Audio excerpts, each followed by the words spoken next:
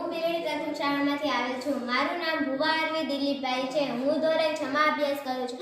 અમે આજે વિજ્ઞાન મેળામાં 3D હોલોગ્રાફી મોડેલની કૃતિ લઈને આવ્યા છીએ. તો હું તમને 3D હોલોગ્રાફી મોડેલ વિશે કહેવા માંગુ છું. તો તમે સૌ શાંતિથી સાંભળજો. સૌપ્રથમ હોલોગ્રાફીની વાત કરીએ એ પહેલા આપણે બધા જાણીએ છીએ કે જે વસ્તુ પર પ્રકાશ પડે છે તે વસ્તુ આપણે જોઈ શકીએ છીએ.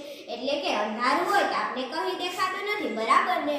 તો હું તમને એક ઉદાહરણ આપું છું જેમાં આપણે વોઇસ રેકોર્ડિંગથી પરિચિત છીએ. આપને ખબર છે આપણે આપણા અવાજને રેકોર્ડ કરી શકીએ છીએ, વારંવાર પ્લે કરી શકીએ છીએ. તો શું આપણે લાઇટને રેકોર્ડ કરીને રાખી શકીએ છીએ?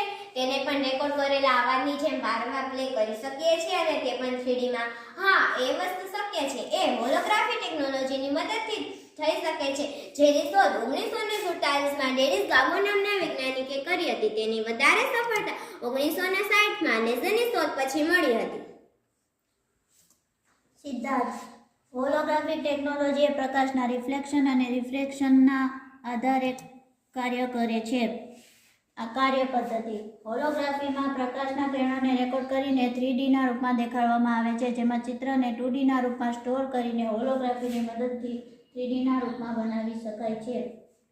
અમે અહીં આવું જ એક નાનું મોડલ બનાવ્યું છે, જેમાં કોઈ પણ પ્લાસ્ટિકની શીટને પિરામિડ રૂપમાં બનાવી મોબાઈલ, ટીવી કે લેપટોપની સ્ક્રીન પર રાખતા 3D વિડીયો પ્લે કરતા આપણે હોલોગ્રાફી મોડેલનો ઉપયોગ આપણે શાળામાં વિદ્યાર્થીને અભ્યાસ પ્રત્યે અભિરુચિ વધારવા પણ કરી શકીએ છીએ. જેના માટે પ્લે સ્ટોરમાં એક એપ્લિકેશન પણ છે, હોલાપેક્સ એપ્લિકેશન. હોલાપેક્સની મદદથી આપણે કોઈ પણ મીડિયાને 3Dના રૂપમાં બતાવી શકીએ છીએ, જેનાથી વિદ્યાર્થીને અભ્યાસમાં ગમત સાથે જ્ઞાન મળે અને શિક્ષણમાં રસ જાગે.